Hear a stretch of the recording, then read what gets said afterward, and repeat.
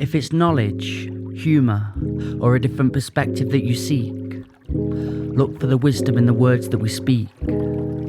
Words and wisdom. We'll let you decide. Welcome to Words and Wisdom, or welcome back if you're a regular listener. This is the podcast where we question the constraints of all of society's conditioning. We dive into the nuances of topics, and hopefully we give you some trials and tribulations. We give you some tools and techniques for your trials and tribulations. Yeah, we really want to put you on a bit of a journey with trials and tribulations. Again, we don't claim to be experts on anything other than the field of ourselves, and with that, we want to help you. So here we go. Let's take on this. What we got today?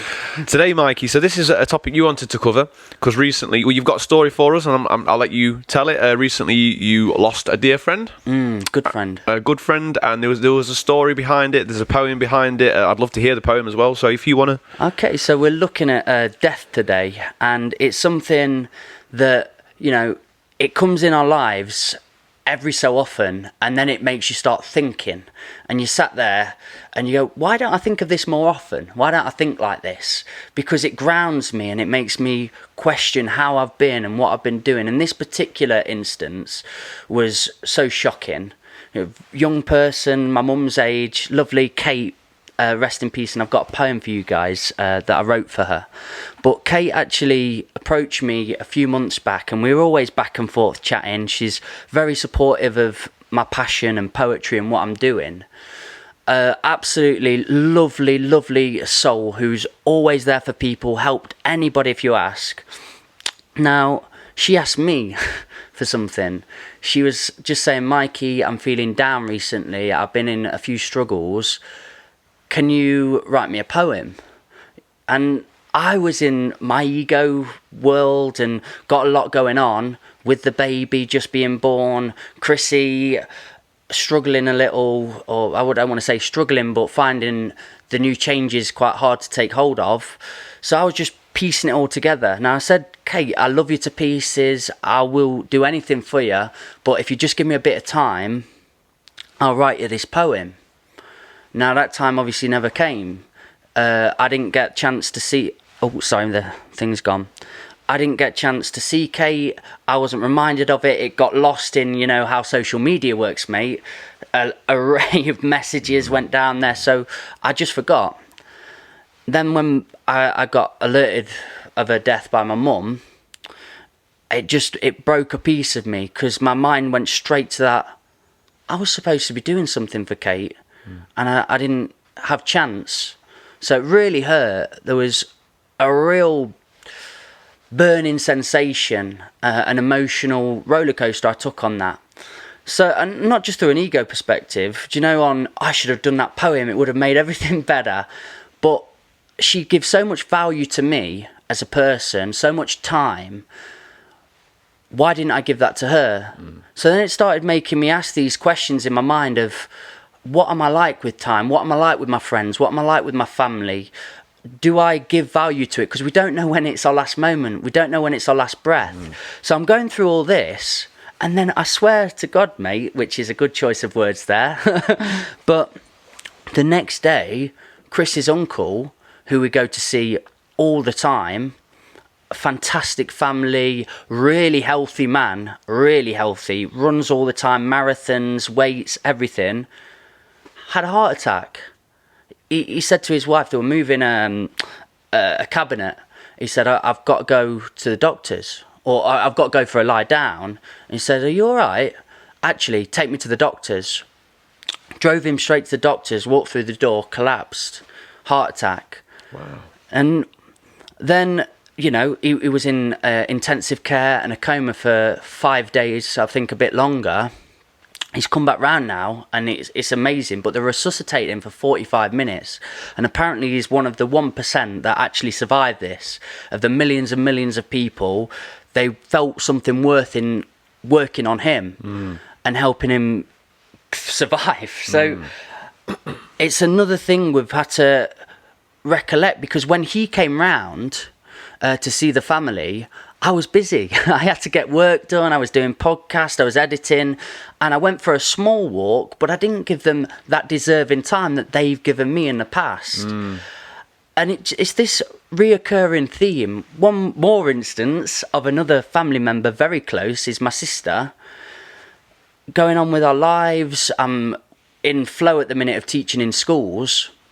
Everything's going good. But I get a phone call when I'm... actually, it was in the morning. And my dad called me, and they've been on holiday. Right, Mikey, we're coming back now. Your sister's had blood clots, and she's in intensive care. There's a very good chance she's going to die. When they got around, she only had 40% oxygen in the brain. That often makes people brain dead from that. So it was another moment for me. And I think when things occur, you've got to have thoughts with yourself. You've got to have conversations. What keeps occurring? Because we'd had discussions, and I kept putting things off and saying, yeah, we'll see each other. We'll do this. We'll have this conversation when we see each other. Didn't come. And I know I can give time to these people. I know I could have found it inside my busy schedule that I've given myself.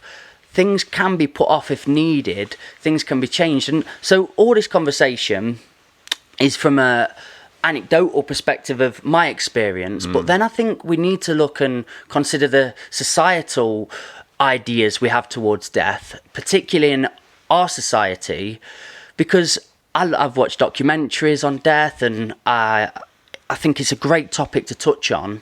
But there's so many ways of seeing it. There's people that see it as a celebration of life. When we went to Kate's funeral, I wore all my crazy colours, and so did everyone else, because she was a festival goer. And it wasn't your conventional funeral, where we've been told, feel sad, act this way, just act how you act. So that's what I want to touch on. Am I okay to read this poem? Yeah, sure, of course. Cheers. I'd like to hear it.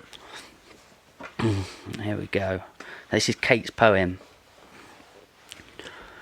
Do we truly say goodbye, or is there more to what meets the eye? Is death final, or is death why? Life has meaning and we value time. Taken too early? Yes, but never wasted a moment of breath. Let us inhale and let us reflect the amount of love this human has left, imprinted on our memories, forever in our hearts. So let's now consider the question as this poem starts. Do we truly say goodbye? Or do our thoughts keep loved ones alive? When we laugh, smile, or even cry, that keeps them near, with their spirit shining bright. That's beautiful, mate. Thank you, man. That's beautiful, that is. I appreciate that. Tearing up, man. I'm feeling it today, That's mate. beautiful, And she mate. was, rest in peace, Kate. Big love to all the family, Clive and everybody. I love you to pieces, and she's a wonderful woman. So I think with that, it was just respect the close ones, love your people, and know you don't know when your last moment is. 100%, so enjoy mate. it. First of all, that poem was absolutely beautiful, mate. Thank you, mate. Really beautiful. I love the way that you went into a positive, and you brought positive out of it, and you questioning, do we ever really say bye? And do our thoughts keep them alive? Does it keep their energy alive? And that's a good way to look at. That's a very good way to look at death. And you did say something about societal's views on death.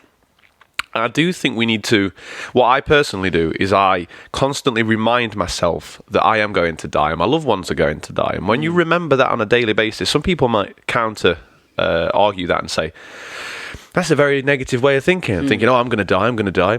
But we need to know that there's an end so that we can enjoy what's going on. Because if it was unlimited, which we sometimes kind of get carried away in believing that it is, it loses its... Imagine if you had unlimited amount of chocolate, or you had unlimited this, unlimited that. It just loses its pizzazz after a while. But when we know it's limited and we've only got a certain amount of time, and what we do with each second is so precious, we start to weigh up our options in terms of, is this chase of money, is this chase of success right now in this hour, this weekend, on a Sunday, on a Saturday, so important that I can't go and spend 5, 10, 15 minutes with my loved ones? Because, like you've said, you've just had two, three healthy people there, just almost, two of them almost go, one of them go. And you didn't know it was coming. And I do think we do need to question our chase of being busy, and question our priorities, I think is the word I'm looking for. It truly does ground you. My thought is that death gives meaning to life. You know, in between, you've got so amount of time.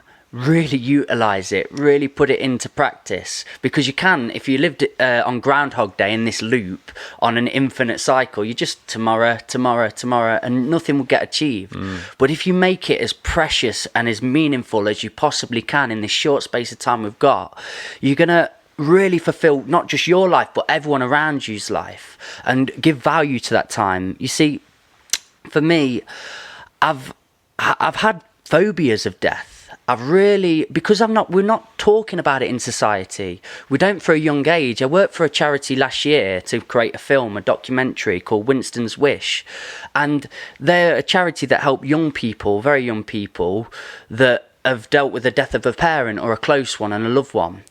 And you see it in this charity, and they're having really meaningful, honest conversations with children, with the people surrounding those children. And they have a broader perspective of life. You hear their conversations and how they talk. It's fantastic to hear.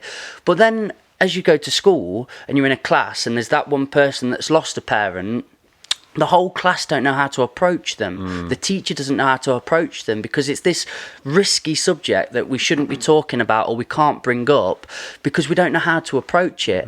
But like you've perfectly said then, if we can approach death, be honest with death, give young people the knowledge on death and what it is and why that is so important to value time, then we're going to live more fulfilled lives. We won't be so anxious or depressed or worried, because we've got the truth being told. We've got a more grounding perspectives, I feel. And, you know, I've watched a documentary the other day called Happy, which I do really recommend. But they're going around the world and they're seeing how people value the big nature of life, the more wholesome things, important things like family, connections, friends, and they touch on death. And they go all over the world and how people value it. And the happiest communities, the correlation is they're all very ritualistic, very spiritual, and very honest on the way they approach death. And they turn it into a big celebration of life, and life means death. Do you know what I mean? Yeah. We've got so confused in our lives where we're constantly, this is the important thing, this business, this podcast, these views, this girl, this everything, that we've completely steered away from the truth in my eyes. And I think as well, excuse me picking my nose on camera, I've got a snotty nose, it's all this snow coming down. No, I think the way that we are forced to view death in the society that we live in terms of like news and film, yeah, I definitely want to touch on that, but like news is like, so 10 people have died today, no. It's the energy that they put in behind it. Films, it's like, oh, now he's been killed, and murder and death, and we see death as this negative connotation of energy. I think the reason me and you That's such a good thing to can see the positives in death is because we've both had the near-death experience. And when you go through that and you realise how peaceful it is to pass away, from our perspective, let's say I always question everything, but when you've seen it for how it is, it's so peaceful. It's probably one of the best feelings, emotions, chemicals in your body in the world. I mean, your brain releases DMT as you're dying. I believe that's a built-in mechanism to help you deal with death. I mean, we've got built-in mechanisms for digestion, for being born, for everything else. Why don't we have one for death? Of course we have one for death. The human body's evolved so much that, I mean, so true. Yeah, well, I think the release of chemicals in the brain to make it feel easier is the humans or nature's way of saying, okay, you've done your thing. You've done what you set out to do. Here's your reward. Enjoy it. And maybe there is an afterlife. Maybe there isn't. But I think by me and you going through this experience, we can kind of see death for what it is, which when you see death for what it is, you allow life to come through in its whole, and you can enjoy it more because you know that there is an end. We've almost experienced the end. We know there's an end.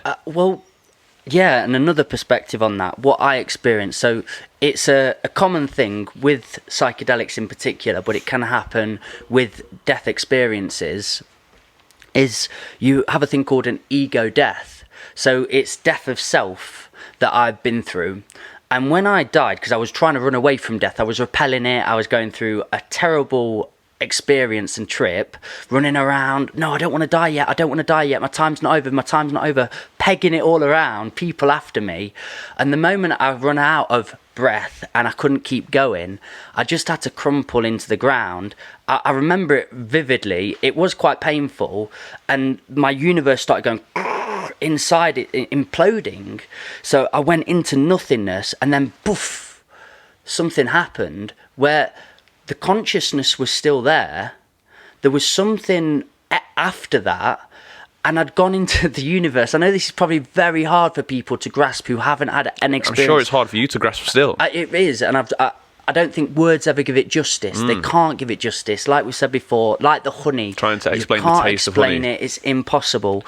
So what happened there was I was in, and there is no time in this world, but I was in this peaceful environment where I was everything. When they say I am one with it, I became the universe. So it was all, and I'd opened up and I was just taking it in.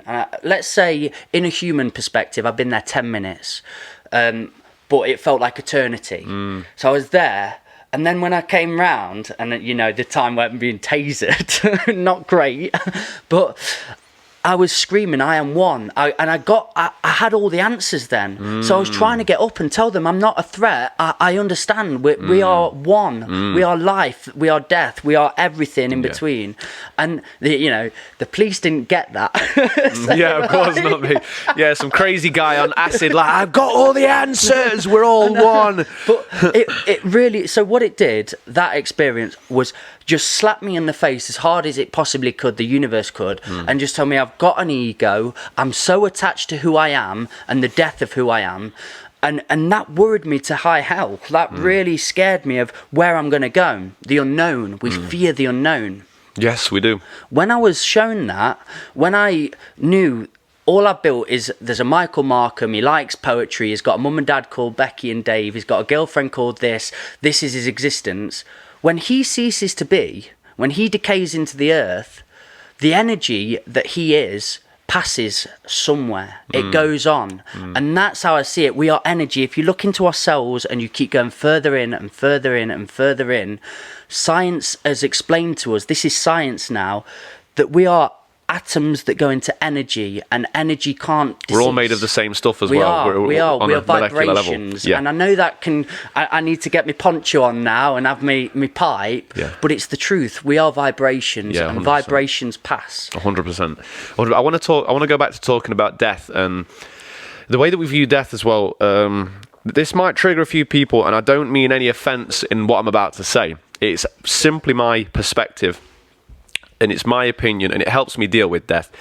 But also, I'm coming from a place where I have only lost a couple of loved ones. I've not lost many people, so it might be easier for me to say this and harder for other people to listen who have lost a few. But I believe that as a young age, when one of our loved one passes away, we get emotional because we're emotional as children. Obviously, we love that person, and it's so natural to get emotional. In fact, it's healthy to let your emotions out, regardless, like whether someone passed away, whether you're in love, I love you, Mikey. I love people, you, and I like telling people that, because when I hide it, it feels weird. So yeah, we are allowed to cry. We're allowed to mourn. We should mourn the loss of a loved one. What I feel this society does is, and we know this as children, when a child cries, the mother comes across and hugs it and gets that sympathy. It's a reward response. Okay, so if I want a hug, I want some attention, I cry. So I feel, I might be wrong, and I hope I don't offend anyone. I feel like we use that as we get older. Let's say a loved one passes, and we'll mourn. We'll do the grieving process, and then sometimes we'll play on it a little bit. And I don't think it's a conscious play. I think it's in the subconscious. I know what you mean. Because as children, we're conditioned to, if I cry, I get attention. Yeah. So one thing that I'm going to say aggravates me a little bit, but I don't understand it, is more what I'm trying to say, is when people post on Facebook, RIP, loved one, blah, blah, blah. Because the only time we post on social media really is when we're trying to show somebody something, get attention for something, or sell something. I know what you're saying.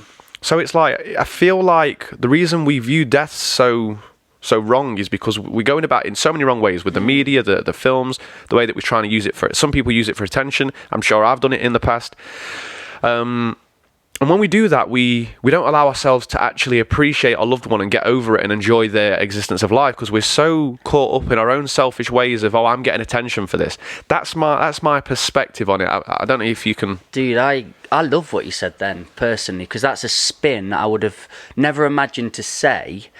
But as you were explaining it, and first of all, I found it hard to listen to, but as you're explaining it, I think... Oh yeah, there is so many instances where that's come in my life. I remember being at school and this girl lost her uncle about every other week. And we start asking questions.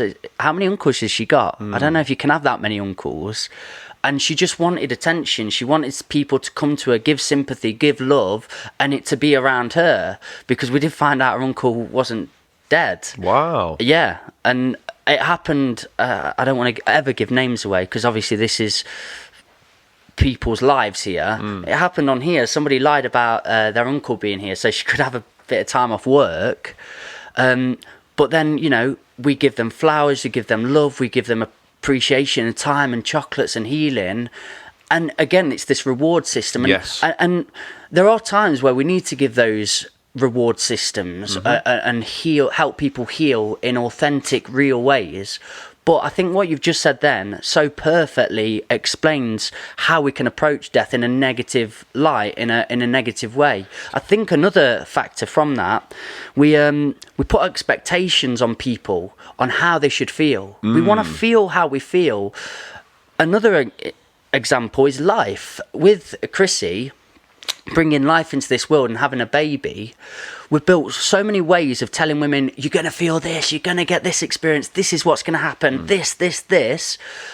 Why women suffer with depression after that, in my opinion, for a lot of the time, is one of the aspects is because we've give expectation on how they're going to feel, what this experience is going to be like. And then when they maybe don't get that attachment straight away and they feel this burning sense of love and desire or whatever, it's very painful. They've let everyone down. They've let all their... And also, you've got so much pressure on you, like, you're going to be a great mum, you're going to be this, you're going to be that, you're going to be a great... Oh, you be a great dad. And then you're like, you've got all this pressure to live up to. And I want to go back to death on that topic of... We almost feel like we should be mourning. I've lost people in the past, and I feel like I have to act out sadness because I feel that's what I should do. So I'm going to give you... The last funeral I went to was my mama, rest in peace. You know, she's a lovely woman, beautiful woman. She got really poorly. She got the dementia, the really vascular dementia, lost a sense of self. So I guess that helped me in losing her before I lost her, because we'd already kind of lost her for who she was as such, because she couldn't really communicate. So that made it easier. But when we got to the funeral, we got there and everyone was looking really sad, etc. But what I did is I wanted to bring some light to it. So I made a few jokes. We had a bit of a laugh, and I felt that was natural for me. I wanted to enjoy this moment. I wanted to enjoy the family. I wanted to enjoy the coming together of my mama's life and all the love that she gave us. And then when she was being buried, I just felt this flood of emotion, and I just let it out, and it was beautiful, because after I'd done that, I'd let it out, and that I'd put her to rest. I went away, and I didn't feel sad anymore, because I'd had the joke, and I'd had the encounter. I'd let go of the sadness, I'd let go of the emotion, I'd let go of my mama, because that's what you have to do. The art of letting go, mate, is so important in life. If you can't let go of something, you're going to hold on to it forever. It's going to burn you. So, like, when you lose a loved one, you hold on. Oh, I miss them. Repress. Years later, and you're still struggling in certain aspects in life because of this lost one. It's about letting go. I read in a book, or I seen on a video. It's like a practice, the art of dying before death.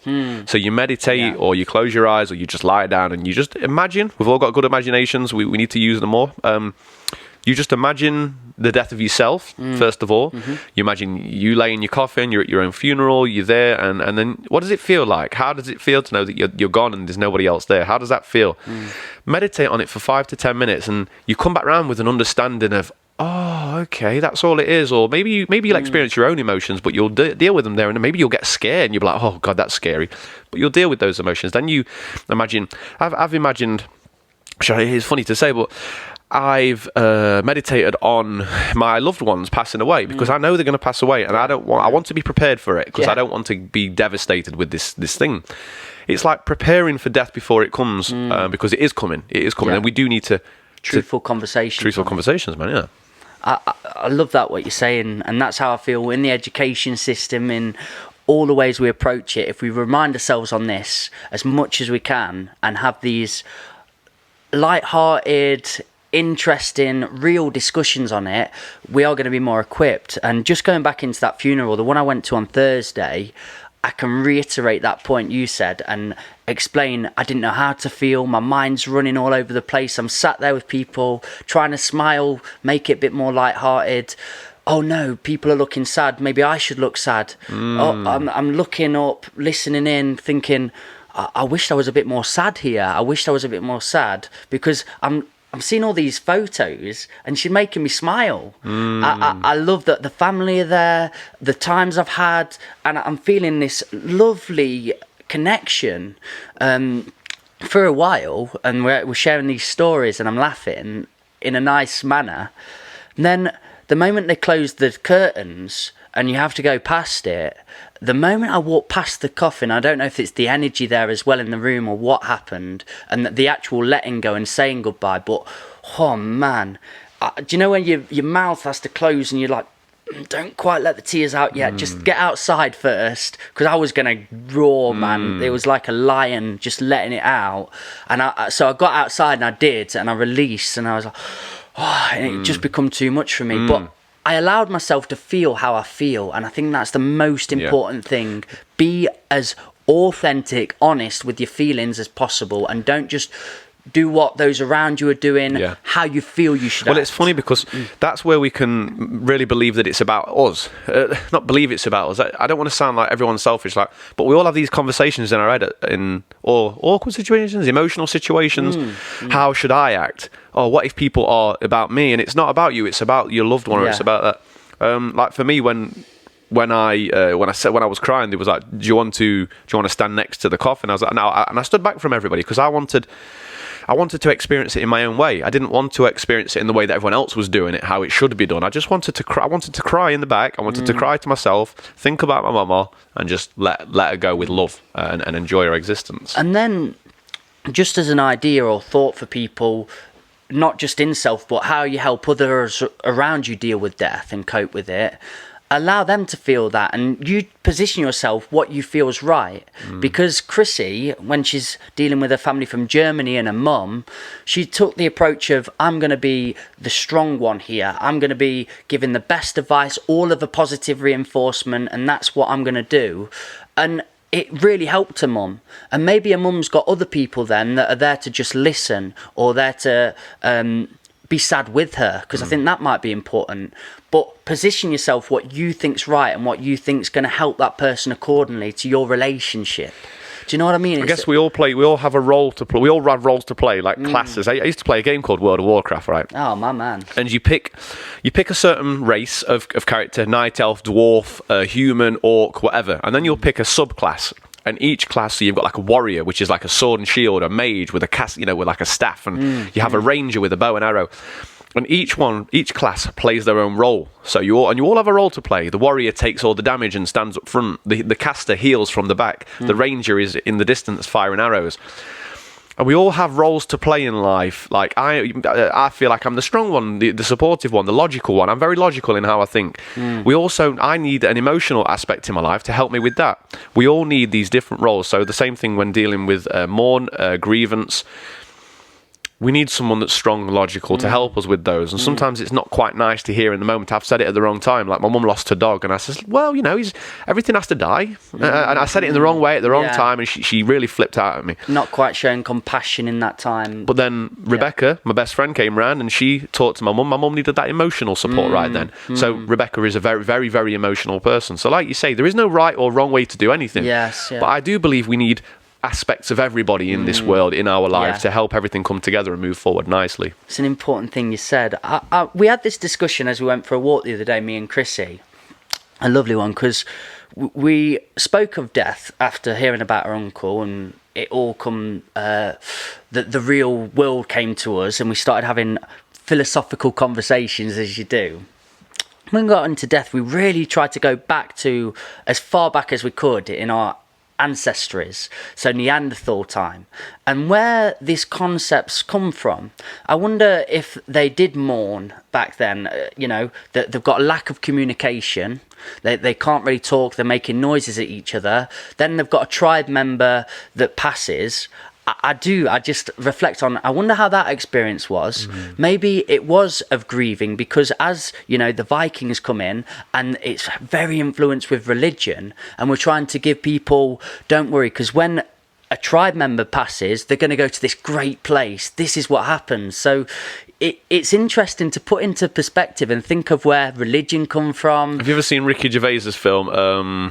Oh, dude, The Adventure of the Lion. Yeah, that's it. Oh, mate, I bet we both cried at that scene. Oh, 100%, mate. We went, the whole thing about he learns to lie, and then he lies about where his mum, or he thinks he lies about where his mum's going, and then they create this big, and it's a really interesting take on how religion and death, the passing of a loved one is, it's a really interesting take, that is. And it just made me think throughout history how our perspectives have changed on death, and where it's come from, because the Vikings would truly celebrate when there's a death, and they've gone to meet Odin, and they've gone to this other land, another realm.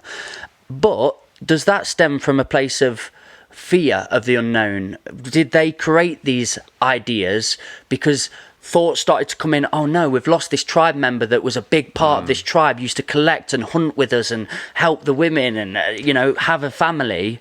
It's a very interesting Human topic. beings like theologies and ideas to help them move through life's unknowns. When we don't know something, we need to know, I need to know, or we think we need to know. So we put an answer on it, we form something around it that makes us feel better. Like, we don't go, yep, when you die, you go into eternal pain, and that's what it is. Like, we've never said that, because that's not nice for human beings. We want to think that there's something nice after. Whether there is or there isn't, I don't know. I don't know. But yeah. But that made me feel, when I'm looking at history and my understanding of parts of history, the reason these people, I'm always going to the Vikings, but other areas of the country seem very structured and quite peaceful and content in their structure. And the way we've got to death now, where we don't approach it and we repress it, it's got very convoluted, so meaning a bit messy, and we only approach it when it happens, and then we have these discussions that are convoluted, so don't make much sense and all over the place and messy. And it's because we've lost that connection, that sort of religious belief, that understanding of the grounding points of what death is. Well, let's go back to religion and Buddhism and stuff and death. They brought along this idea that you can only go to a better place after, and this is, I'm going to take rebirth into this as well.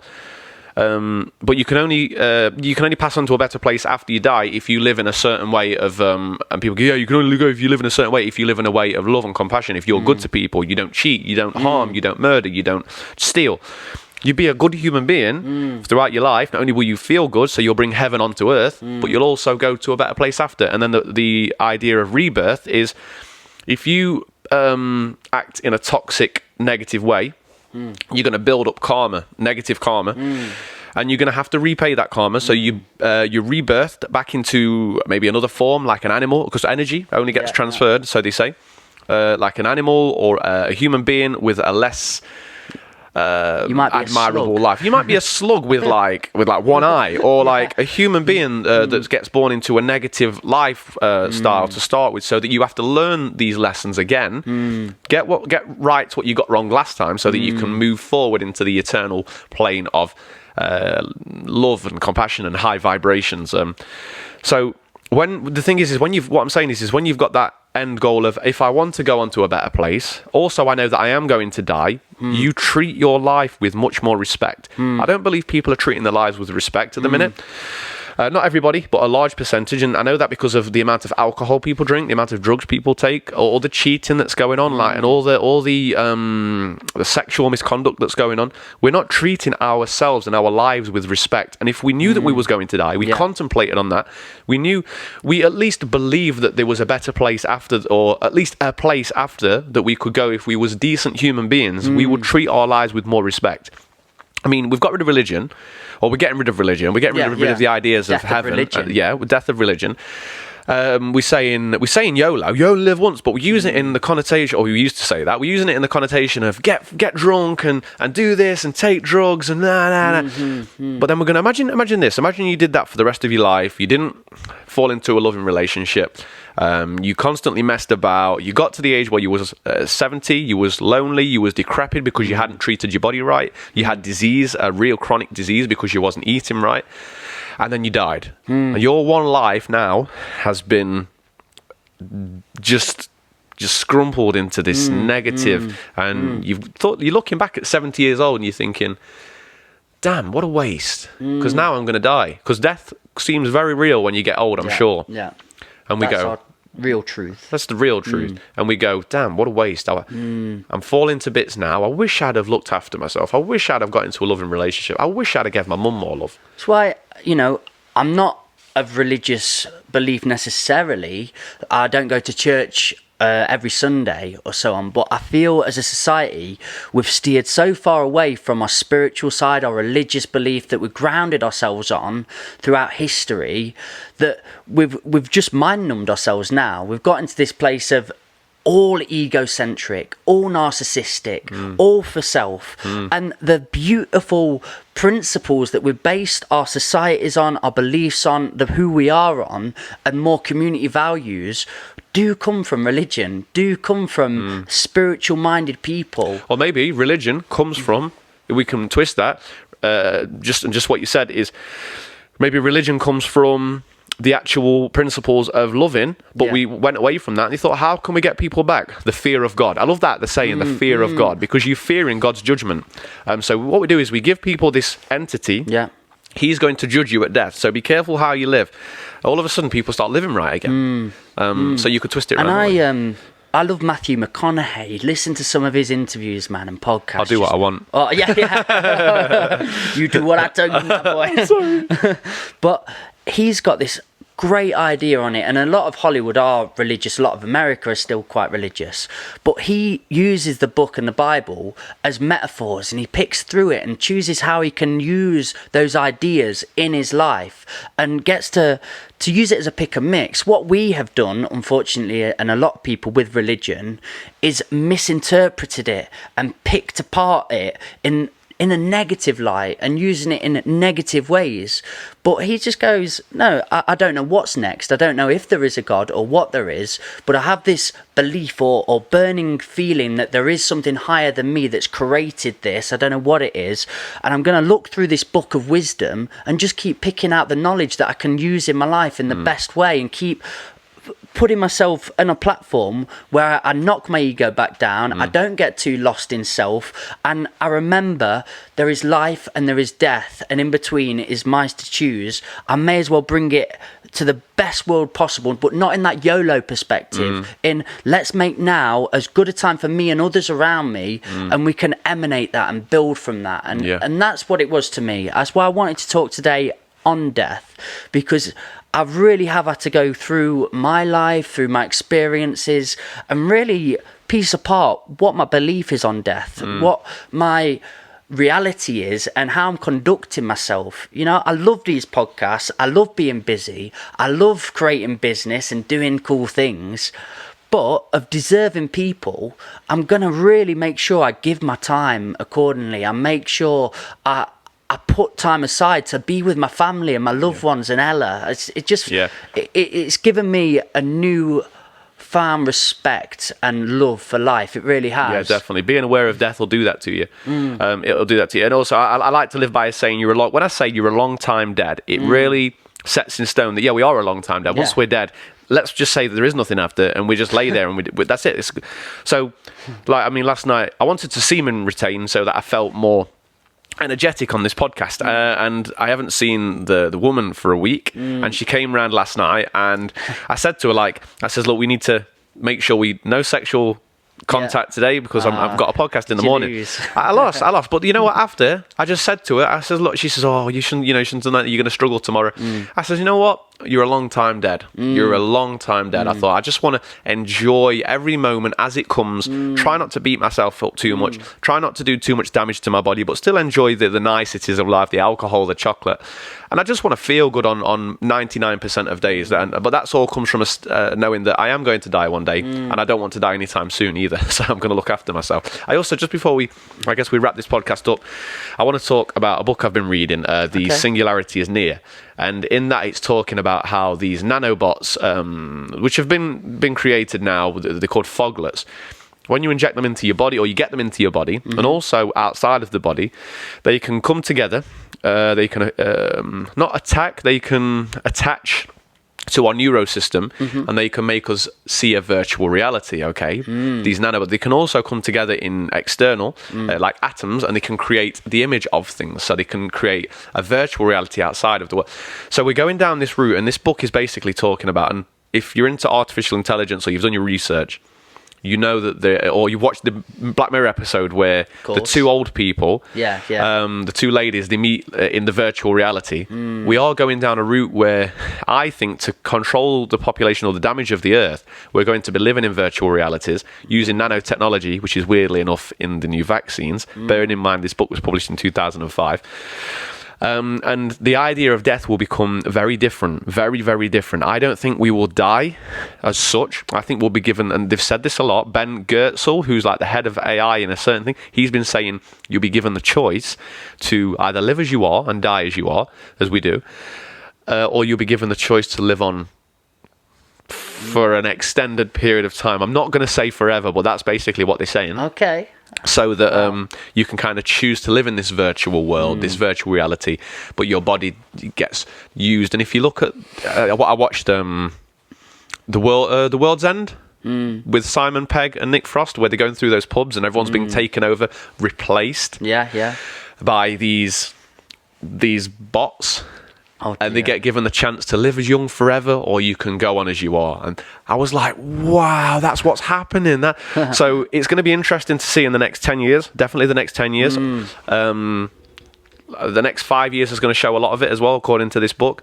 Okay, that's right. And this book's written by one of the head developers at Google, so he's involved with that stuff. He's also one of the leading artificial intelligence technology scientists in the US, and it's funny because his 2005 book called The Singularity is Near, you know, at the start they have quotes and recommendations by famous people that said this book is blah blah blah blah blah. One of them is by none other than himself, Bill Gates. I thought that might come up. 100%. And so, but what I'm saying is the idea of death, I think in the next 10, 15, 20 years is going to be radically shift, and I don't think we'll die. I think we'll be given the choice to live on. I mean, I like that. And I remember I listened to a podcast recently, and a guy bought an island. I think he's since been arrested, but he was working on immortality on this island, but I think he was doing other bad stuff as well to why he's been arrested. But these discussions being had now by scientists on podcasts, real AI conversations coming about, I mean, I struggle to wrap my head around it. I'm listening in and I'm trying to piece together what I can. My one worry when I listen to it, I would say worry on this front, is human error. You know, humans are creating this technology, and humans always make errors. And we're basing this technology on ourselves, and we're not completely fixed yet. Sorry, Mike. Exactly, but so when we create these sort of discoveries and implement them, so what's saying this reality they want to make you live out, and they're going to implement or implant in your mind, it could be a disastrous reality by accident. It probably will have some side effects and symptoms of being disastrous, of course. But I think it's like we've got these phones. They just got brought out of nowhere. Or we've all got phones in our pockets now. You know, if we'd gone back 20 years and said, oh, guys, you're all going to have mini computers and you're going to be able to look up all kinds of things on it, we'd have gone, oh, wait, what? Yeah, I'm not doing that. Oh, that's going to bring so many numbers. It's going to be this, it's going to be that. So, but I think they'll sneak in. Also, human beings, we just adapt to change. Even though we don't like change, we adapt to it very well. So we're just going to adapt to it. It's just funny, isn't it? Looking at Microsoft and looking at your Mac or your phone. Not so much my phone, but it still does have glitches. And particularly my Mac, viruses, it just picks them up. Apparently Macs don't get viruses. All my mates told me, that's why I got one. I pick them up all the time. Yeah, stop watching porn, Mikey. Yeah. No, it's so true. And I think we do need to, if we're going to go into this age of artificial intelligence and technology, which we are already in, but we're going to go into it. It's called exponential growth, because not only are we growing fast with technology, we're using the advanced technology to create new technology, which advances us faster. So the graph goes exponential growth. That's what it's saying in the book, at least. And no, what I'm saying is we need to develop discipline. We need to develop a good relationship, just like with alcohol. I've developed a brilliant relationship with alcohol, with women, and now with technology. Anything that could control us and manipulate us and make us feel certain ways, we need to develop discipline. We need to develop good relationships with it. So when it comes in, and it's the singularity, basically meaning that human beings, biology, and artificial intelligence merge together. We need to make sure that when that happens, we don't get addicted to it while it's in our body. Because at the minute, we get addicted to it, it's in our pocket, we can put it down, we can take it away. When it's ingrained into our neural system, you can't put it down. Be careful, because your addictive tendencies is gonna carry you away. I like the adventure this podcast went on, because we went from, a very humanistic, wholesome perspective and worked its way up to the ideas of death completely being radical shifting and moving somewhere else, and considering them thoughts, and the death of thoughts, the death of how we see things is important. So yeah, I really value that, man. If I can put a quote on that I thought for the beginning, and I just came up with this, so it might not be great, but it's going to be a start. That's all that matters. Consider death, which gives value to life. So think about it, and it's going to start giving you value. Yeah, completely wraps up the podcast, man. So guys, leave us your thoughts and opinions on death and what we think about death. Again, we hope we haven't offended anybody, and if we have, we apologise up front. But feel free to message us on your opinions. If you like this podcast, throw a like on it. It helps with the algorithm. Leave a comment, and please subscribe. Because that helps as well. Big love, guys. One love.